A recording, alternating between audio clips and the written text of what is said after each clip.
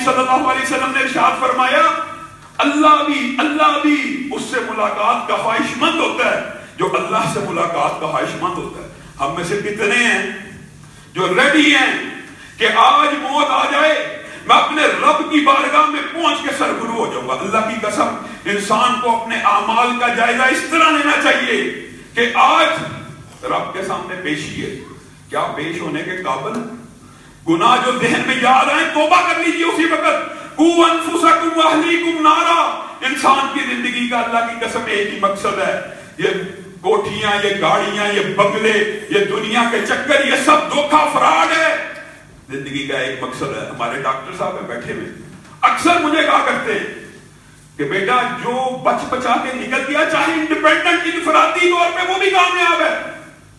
یہ نہیں کہ پورا معاشرہ ہی, اپنے آپ کو تو بچاؤ, اکیلے اپنے آپ کو. کتنا بڑا جاہل انسان وہ ہوگا جو لوگوں کو تو آگ سے بچانے کی کوشش کر رہا ہو, خود آگ میں جل رہا. قُوْ أَنفُسَكُمْ وَأَهْلِيكُمْ نَارًا. اپنے آپ کو بھی آگ سے بچاؤ, اپنے گھر والوں کو بھی آگ سے بچاؤ. راحت أحلام أوهام إن كان ما ضمت يمينك